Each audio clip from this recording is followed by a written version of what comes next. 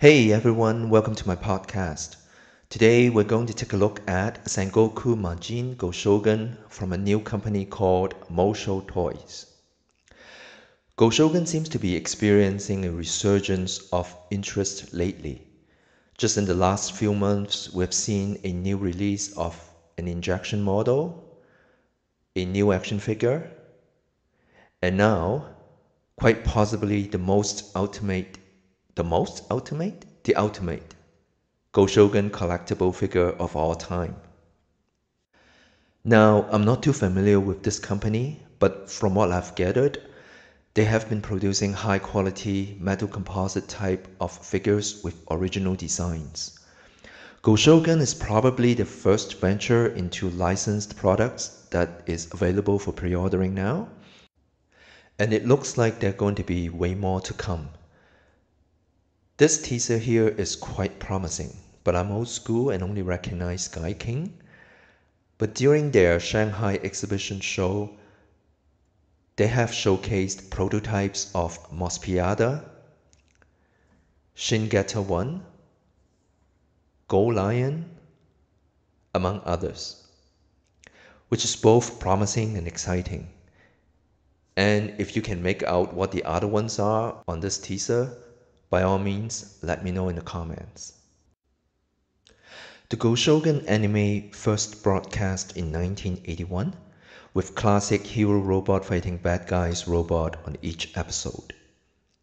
It came between groundbreaking and genre redefining shows like Gundam and Macross, and I just always have a soft spot for it because it feels like it was the last of the super robot of my generation. Let's now bring the focus back to this GoShogun action figure. This is probably the biggest GoShogun figure ever produced as it measures 30 centimeters tall. It's made of ABS, PVC, and abundance of metal alloy composites because the figure weighs 3 kilograms. Now that's a lot of metal. It's scheduled to come out during the first quarter of 2025, and I've heard that it is in limited production, so we'll see. As a fan of the show, despite it being somewhat obscure, I'm really loving this design. It has a modernized, detailed up look of the classic design, making it so much more stylish, modern, and sophisticated. The simplistic look of the 80s look a little bit dated when put next to this redesign, and I'm all for it.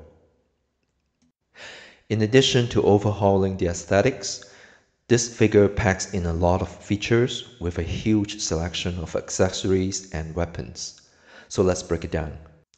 It comes with a hyper bazooka, 4 cannon shells and a magazine to hold those shells, a shogun sword, a giant shogun battle axe, shogun flash lightning effects parts, with 5 pairs of hands, a metal display base, and the mini Tribe 3 robot. Now, when it comes to the major features of this figure, most notably, it is the high posability with a huge range of actions that it can reproduce. Shoulders and arms can be positioned to hold the bazooka naturally. The segmented torso enables natural weight shifts and bending of the body. There's an incredible spread of the leg joints to support various poses. I'm guessing that they will be using sliding joints as well as double joints to increase the range of movement, and I'm hopeful and cautiously optimistic. But it remains to be seen how strong those joints are going to be and how they manage the heavy weight of the figure. To qualify as a premium figure these days, you almost expect to have light-up features, and there will be a total of 5 of those. The muzzle of the cannon or the tip of the cannon will light up, the thrusters on the backpack, the power-up eyes, as I call them, the flash lightning effects parts, and also the huge X on the chest will light up. And then we have to talk about the little Tri-3 robot. Now, to be honest, on the show, my impression of this robot is that it is kind of useless.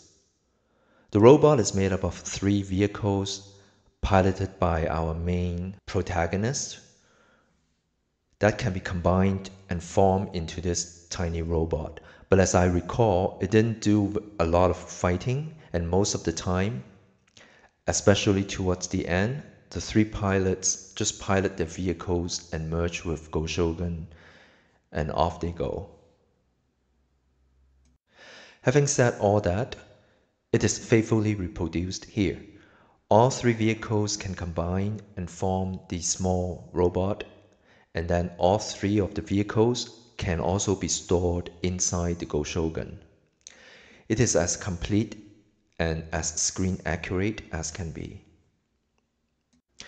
I'm a huge fan of this GoShogun, and I'm cautiously optimistic because this company seems to know what they're doing and have been producing metal alloy action figures.